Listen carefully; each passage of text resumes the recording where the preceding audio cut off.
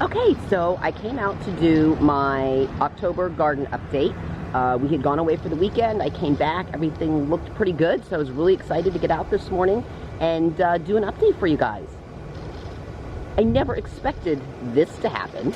I was gonna do my garden video today, and half of my moringa tree broke last night and fell on top, so I've got some cleanup to do. All right, so my husband and I jumped in real quick, and we went ahead and cut the moringa out of the mess that it had created, and we cleaned that up. So let's just go ahead and take a look at where I stand now. This is what I had. Now it's starting to rain. This is what I'm going to deal with today. Oh, it's the Halloween parade. But you can see that the ground has just been littered and snowed. All right, in the meantime, it's going to be a fun video. Like I said, this update is nothing like I expected. So now kind of the mess that the moringa created did break broke this broccoli top, so that one probably will not come back. This one, it just broke the leaves. I think we're okay there. And this one's all right. Kind of toppled over my little thing, so I'll need to fix that. And so yeah. So I'm gonna do a little cleanup, and we'll try this again. October garden update, take 2. Okay, so we're going to try this again. I'm going to take you through the garden real quick, show you what I have been doing in the month of October and what I'll be trying to do in the month of November. I'm going to start over here with my little wildflower garden. What I did was the lemon basil was just getting too much for the bucket, so I went ahead and put the plants over here. So now I have a nice little hedge of lemon basil going amongst my wildflowers. All right. And so one of the other things that you guys know about my throwaway garden over here is where I just kind of plant stuff that doesn't really deserve to be in a bucket anymore, but I want to give another chance. And so what this has kind of become, it's just kind of become a pepper hedge. And some of the peppers have some leaves starting. So I'm kind of excited about that. So how exciting would that be in like a year, like next year I have like this whole hedge of peppers. How wonderful is that? My garlic chives do the same thing that they always do. Over here, my actual garlic that I was growing is doing really well. See the little bulbs poking up there? Never been able to grow garlic, so I'm really excited about that. My lavender's still hanging on. I have been trimming my lemon balm, so it's actually doing rather well. From the catastrophe of the moringa tree, I got some extra moringa leaves, so I used them as a little bit of mulch here. If you can kind of tell the difference where the little lettuce is trying to grow. I have planted lettuce over here at least 2 different times in the past month, and it just doesn't seem to want to grow. It starts to, but then the rain just beats it down. So I did plant some in there about 4 or 5 days ago, so I expect those to hopefully start coming up. And same thing over here with my spinach. They start to come up, and then the rains just beat it down. So we planted some more of those a few days ago, so we'll see what happens there. This is just some flat leaf parsley and some curly leaf parsley that I got that I haven't planted yet, and it's going to do that. So that's in November deed.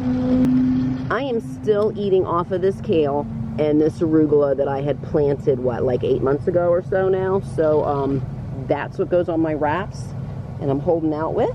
For those of you that follow me on Instagram, I do try to do several photos a week of what's going on. And one of the things that's going on is I have this beautiful aloe plant that has produced this enormous flower. Look at this. It's almost as tall as I am. So I've been waiting for that to bloom. So if you want to see that in bloom, make sure to go over and follow my Instagram at NixPix WDW. Here is where I planted some lavender, but this just seems to be where the squirrels are just doing their thing and all the time. So it keeps sprouting up a little bit, but then it disappears, and I just haven't planted anything else in there because I'm just letting them play with that one because they seem to have left the rest alone.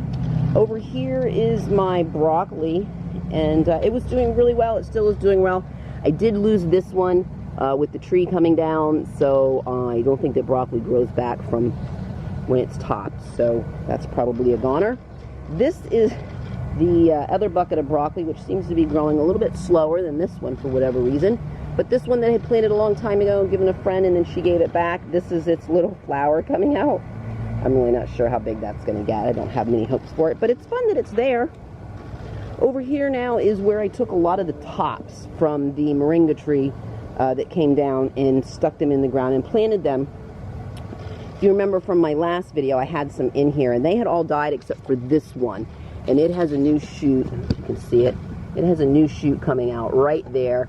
So that's going to be great. So as those start to do that, I will then pull them out of this bucket and decide where I want to put them. If I'm going to plant them in the ground, if I'm going to plant it in another bucket. Over here are the carrots. The squirrels really got to the carrots after I planted them. So I literally have, I think, 8 carrots left in this section here. So again, I planted this whole section with more of the carrots, and you can, if you can see them, they are just sprouting up everywhere there. So if the squirrels can stay out of there, we'll be good. Over here is some bell peppers that I've started. I still am waiting for them to get a little bit bigger and stronger before I put them in the bucket. Did fix the trellis. It's all back up again.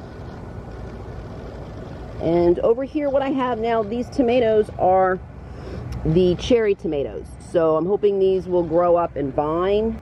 These I actually planted from some of the tomatoes that I had left over, and I literally just stuck the tomato in the ground, and that's why this one particularly has, like, you know, 10 stalks coming out of one section. Here I got 4 stalks coming out of one section.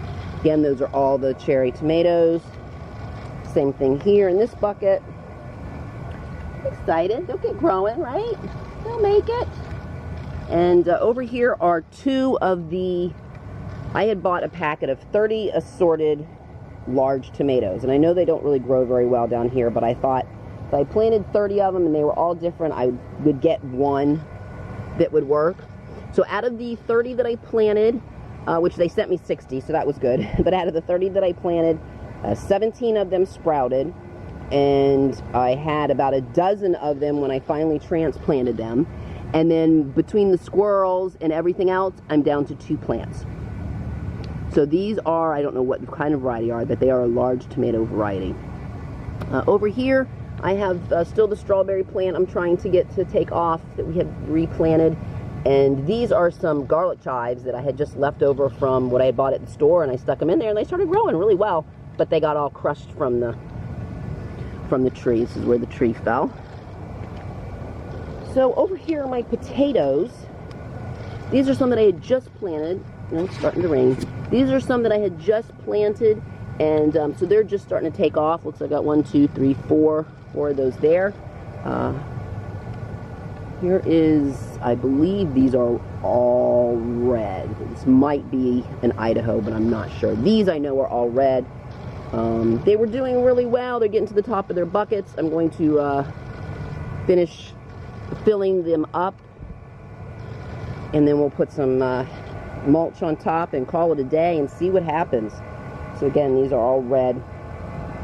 And you'll notice everywhere in all my dirt, I have got little tiny pepper or tomato seeds coming up everywhere in anything. So it's been kind of fun. This is going to be, these are hot peppers. So again, just trying to wait for them to get a little bigger, but they're kind of disappearing as they're in here. So we got 5 though. That's good for a bucket. Over here are some bell peppers. Same thing. Got about 5 for that bucket, so that'll be okay. Over here is my one pepper plant left over from my summer garden, and it did a massive flowering, and it looks like I'm actually going to have peppers. I don't know what kind of pepper plant this is. I would have sworn that it's bell, but I don't think that it is.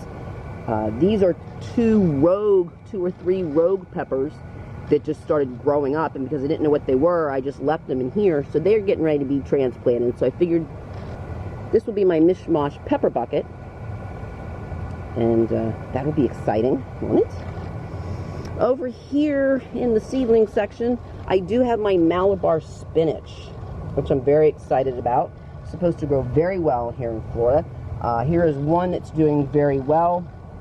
I thought that that was all and none of the others were going to sprout, so I went ahead and planted some tomato seeds over here, and now I have all of these sprouts, and they sure look like the Malabar spinach and not a tomato. So we'll see what happens there. My cilantro is still sticking around. I did plant some new dill, so that's popping up. I planted a pineapple top. We'll see what that does. The Mickey rosemary, I'm afraid, did not make it, so we may have to start over on that. But thank you so much for stopping by and seeing how my October garden progressed. And we'll see you in November and see how everything's growing.